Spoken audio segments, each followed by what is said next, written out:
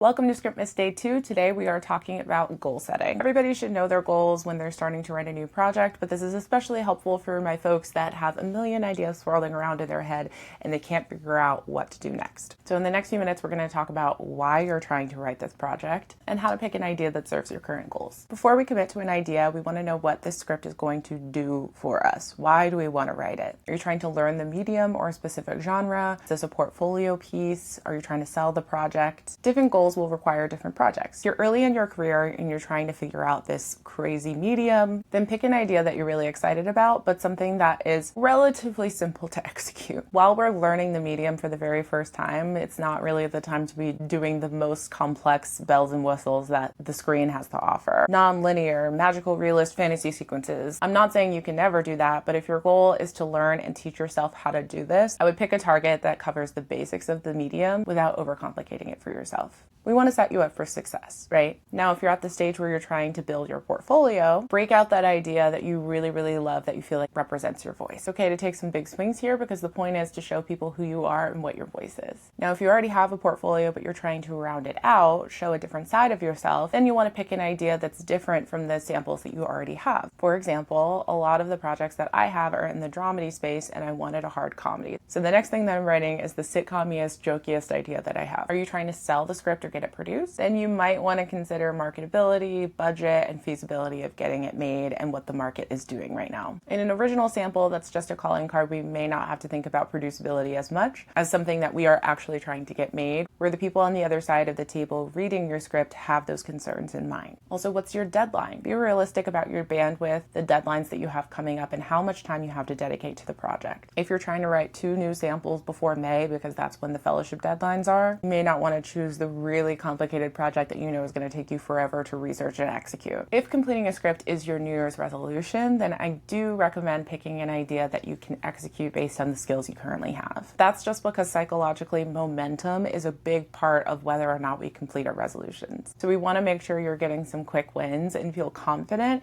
enough to move forward. Once you knock your first script out of the park, great, go write the other thing. It's just about what your goals are right now. But at the end of the day, writing anything is really hard. And so you should pick whatever you're most passionate about because you're going to be with this story for a pretty long time. Some of you watching this are in a phase of your career where it's all about the creativity and writing what you're passionate about. Some of you are in a more strategic place and some of you are at the very beginning and you're trying to get your feet wet. Take all of this into consideration when you're choosing your project. Those of you that are blessed with inspiration, you might have a lot of ideas that are kind of burning a hole in your brain at the moment, and that's okay. We don't have to write everything right now. We can take it slow. And the great thing is that with every script, you're going to get better. You're going to become a better writer and you'll be putting yourself in an even better position to knock that next script out of the park. The project that I'm writing right now is an idea that I had 5 years ago.